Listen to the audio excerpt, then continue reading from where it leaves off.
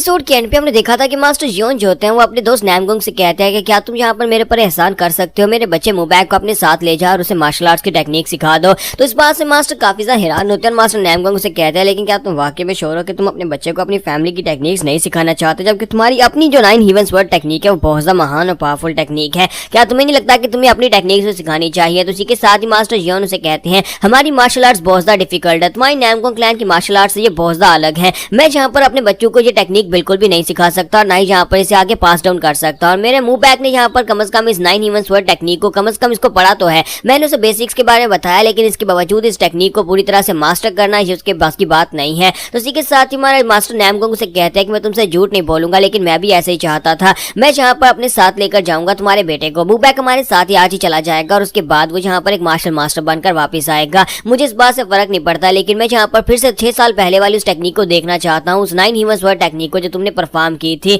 तो master Xeon उसे कहते हैं क्या वाकई में? फिर साथ ही उसे कहते हैं लेकिन मैं अपनी करंट स्टेट में तुम्हें उस टेक्निक को दोबारा दिखा भी नहीं पाऊंगा, क्योंकि इस वक्त मेरी हालत काफी ज्यादा खराब है। प्राइवेट में जब दोनों बात करेंगे उस वक्त मैं तुम्हें डिटेल में बताऊंगा क्या है मेरे साथ मसला क्या है। और इसी के साथ ही मास्टर जो होते हैं वहां पर उसकी बात सुनने के बाद थोड़ा सा उन्हें झटका लगता है, फिर साथ उनके मुंह से ब्लीडिंग होना शुरू हो जाती है। तो मास्टर जियोन जो है क्योंकि उनकी हालत काफी ज्यादा खराब है और जैसे कि वो मरने वाले हैं, तो इसी के साथ ही वो जहाँ पर उनके सामने टेबल के ऊपर ही ब्लड खांस देते हैं। सभी लोग जो देखकर काफी ज्यादा घबरा जाते हैं और कहते हैं कि जल्दी से डॉक्टर को बुलाओ, डॉक्टर को यहाँ पर बुला कर लाओ, उनकी हालत तो काफी खराब है। तो उसके बाद मास्टर जियोन को अंदर ले जाया जाता है, जहाँ पर दूसरी तरफ का सीन दिखाते हैं कि उनका बेटा मुबैक जो होता है वो उस लड़की जियोन को ढूंढ रहा होता है। तो जैसे ही वो एक गलियारी में मुड़ता है तो साइड के ऊपर से आवाज आ रही होती है। तो उसकी छोटी बहन जो होती है वो यहाँ पर सीनियर ब्रदर नैमगोंग के साथ बातें कर रही होती है और उसे सवाल पूछ रही होती है कि मेरे पास यहाँ पर तुम्हारे लिए एक और सवाल है, मुझे एक बात बताओ, क्या तुमने वाकई में अपने आर्च एनिमी को मार डाला था? तो सीनियर ब्रदर नैमगोंग उसे कहता है कि तुम्हें किसने कह दिया कि मैंने अपने आर्च एनिमी को मार डाला था? तो उसे कहते हैं कि यहाँ पर सब कुछ मुझे पता है, मैंने तुम्हारे बारे में कहानियां सुनी है, पूरे म्यूजियम के अंदर तुम्हारी कहानियां काफी ज्यादा फेमस है कि तुम एक बहुत ही पावरफुल मास्टर हो। और उसी के बाद ही तुम्हें यहाँ पर अजूरे क्लाउड स्वर्ड का टाइटल दिया गया था जब तुमने अपने सभी दुश्मनों को मार दिया था। सीनियर ब्रदर उसे कहता है कि हाँ ये बात सच है कि मेरा निकनेम अजूरे क्लाउड स्वर्ड का है, लेकिन ये नहीं है कि यहाँ पर मैंने अपने दुश्मनों को लास्ट में मारा हो, मैंने अपने सभी दुश्मनों को जान से नहीं मारा और हर किसी को मारना जरूरी भी नहीं होता।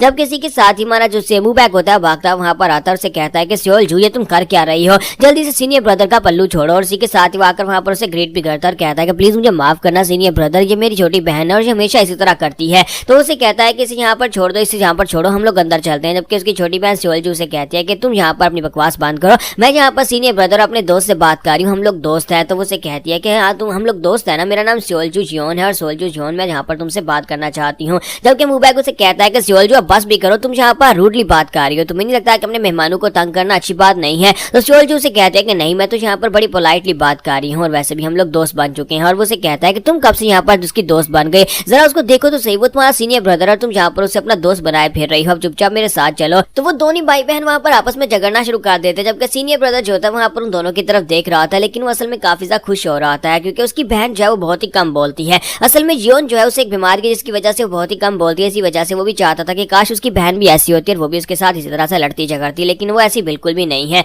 जब वो दोनों आपस में बहस कर रहे होते हैं तो वो ये देखकर काफी खुश हो रहा था। फिर साथ ही मुबैक उसकी तरफ देखता है, फिर साथ ही सोल्जो का सर झुकाते हुए उससे माफी मांगता और कहता है हम दोनों यहाँ पर आपसे माफी चाहते हैं, प्लीज यहाँ पर हमारी इस नॉनसेंस को माफ कर दीजिएगा। तो उसी के साथ सीनियर ब्रदर उसे कहता है कोई बात नहीं, कोई बात नहीं, मुझे लगता है कि यहाँ पर एक भाई बहन को इसी तरह से एक दूसरे से बात करनी चाहिए, इस तरह से लड़ते झगड़ता रहना चाहिए, तभी यहाँ पर ये लोग तभी यहाँ पर पता चलता है कि दोनों भाई बहन काफी ज्यादा खुश हैं। तो ये बात सुनने के बाद मुबैक कहता है कि सर इस बात का क्या मतलब है? वो उसे कहता है कोई बात नहीं। फिर साथ ही उसे कहता है कि मैं तुम्हें अपनी बहन से मिलवाऊंगा, लेकिन वो बिल्कुल भी बात नहीं करती, पता नहीं वो कब यहाँ पर ठीक होगी, उसे एक छोटी सी बीमारी है जिसकी वजह से वो ठीक तरह से बात नहीं कर पाती। तो मुबैक उसे कहता है कि मैंने भी यहाँ पर उसके बारे में सुना है कि वो बात नहीं कर सकती, क्या वो बचपन से बात नहीं कर सकती? तो इसी के साथ सीनियर ब्रदर उसे बताता है कि अब ऐसा भी नहीं है कि वो कोई गूंगी है, यानी कि वो हमेशा इससे बात नहीं कर सकती, बल्कि वो वैसी कम बोलती है, उसे यहाँ पर जिसे जो चीज पसंद आती है वो सिर्फ उसी के बारे में बात करती है, जो उसे पसंद आता है वो उसी से बात करती है। इसी के साथ ही सीनियर ब्रदर फिर से वहाँ पर आगे बढ़ जाता है और कहता है कि मैं अपनी बहन को ढूंढने के लिए जा रहा हूँ। तो सियोल जो भी उसके साथ ही चली जाती है और कहती है कि चलो फिर मैं भी तुम्हारे साथ चलती हूँ, हम दोनों आज से दोस्त बन गए, तो फिर हम दोनों मिलकर उसे ढूंढते हैं। जबकि मैं मुबैक जो होता है वो भी यहाँ पर उसे ढूंढना शुरू कर देता है और कहता है कि मैं भी उस साइड के ऊपर जाकर ढूंढता हूँ, पता नहीं कहाँ पर होगी। और दूसरी तरफ का सीन दिखाते हैं जहाँ पर हमारा जोखा जो होता है फिर से अपने बाजू उठाकर बैठ जाता है और इसी के साथ ही वो सामने की तरफ जब देखता है तो उसके सामने एक बहुत ही खूबसूरत लड़की होती है। वो कहता है ये तो बहुत ज्यादा खूबसूरत है। फिर साथ ही वो कहता है कहीं ये वही मेहमान तो नहीं है जो मेहमान जहाँ पर आने वाले थे, क्योंकि मैडम ने यहाँ पर मुझे बुरी तरह से इसलिए पीटा था क्योंकि मेहमानों के आने से पहले मैंने कोर्टयार्ड को साफ नहीं किया था, और अगर जब वही मेहमान है तो फिर तो यहाँ पर मुझे बहुत ज्यादा मार पड़ने वाली है। मुझे मैडम ने कहा था कि मेहमानों के सामने बिल्कुल भी नहीं आना, इसका मतलब यह है कि मेरी वाट लगने वाली है। अब मैं यहाँ पर क्या करूँ, मैं यहाँ पर बहुत ही बुरी तरह से मार खाऊंगा सिर्फ और सिर्फ इस लड़की की वजह से जो मेरे सामने आकर खड़ी है। जबकि हमारी योन जो होती है उसे घूर घूर कर वहां पर देख रही होती है और माँ जोखा इसी के साथ ही वहां से भागना शुरू कर देता है और कहता है प्लीज मुझे माफ कर देना, प्लीज मुझे माफ कर देना। तो जैसे ही वो भागकर जाने लगता है इसी के साथ योन बड़ी तेजी के साथ उसके पास पहुंच जाती है, उसे कॉलर से पकड़कर उसे वहीं पर ग्राउंड के ऊपर गिरा देती है। जब उसे वहां पर ग्राउंड के ऊपर गिराती है तो उसी के साथ ही हमारे जो जोखा होता है उसके कपड़े खुल जाते हैं। तो उसके कपड़े खुलने के साथ ही योन उसकी बॉडी के ऊपर देख दिया। जब उसकी बॉडी पर देख दिया तो बहुत सारे स्कार्स के निशान होते हैं, यानी बहुत सारी चोटों के निशान होते हैं, बहुत सारे जख्म के निशान होते हैं।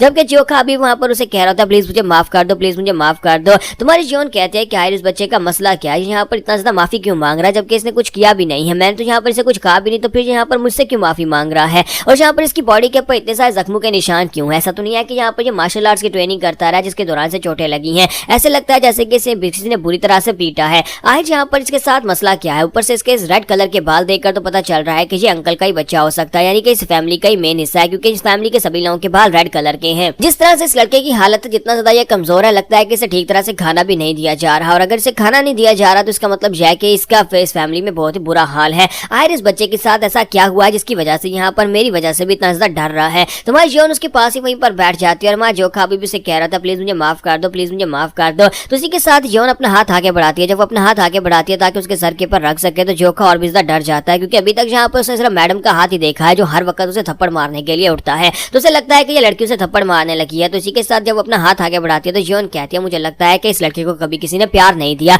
जिसकी वजह से यहाँ पर मुझसे भी डर रहा है। तो जैसे ही वहां पर अपना हाथ आगे बढ़ाकर उसके सर के ऊपर रखती है और वहां पर उसे कहती है कि तुम्हें डरने की जरूरत नहीं है, अब से तुम्हें बिल्कुल भी डरने की जरूरत नहीं है, मैं यहाँ पर तुम्हारे पास हूँ। तुम्हारा जोखा भी काफी ज्यादा हैरान हो जाता है। तो योन उससे पूछती है कि तुम्हारा नाम क्या है, तो उसे अपना नाम बताता है कि मेरा नाम योन जोखा है। तो उसे कहते हैं कि योन जोखा तुम्हारा नाम बहुत ज्यादा अच्छा है, तुम्हें बिल्कुल भी घबराने की जरूरत नहीं है योन जोखा, मैं यहाँ पर तुम्हें प्रोटेक्ट करूंगी, आज के बाद से तुम्हें बिल्कुल घबराने की जरूरत नहीं है। तुम्हारा योन जो होता है वहीं पर रोना शुरू कर देता है, उसके आंसू बहने शुरू हो जाते हैं, फिर साथ ही वो जोर जोर से रोना शुरू कर देता है क्योंकि आज से पहले कभी किसी ने उसे इतना प्यार नहीं किया था जितना यहाँ पर योन ने उसे किया है। तो योन जो होती है वहां पर देखती है कि ये तो रो रहा है। इसी के साथ ही योन उसे गले से लगा लेती है और उसे गले से लगाकर बैठ जाती है और कहती है कि अब तुम्हें बिल्कुल भी डरने की जरूरत नहीं है, सब कुछ ठीक है, सब कुछ ठीक है। जबकि हमारा जोखा जो होता है वहां पर बस जोर जोर से रोए जा रहा होता है। तो क्या हमारे योन जोखा की यहाँ पर किस्मत बदलने वाली है, क्या वो भी एक मार्शल मास्टर बन जाएगा, लेकिन कैसे बनेगा, वो एक ह्यूमन रॉड की तरह राइज कैसे करेगा, ये हम लोग नेक्स्ट एपिसोड में शायद देख पाए।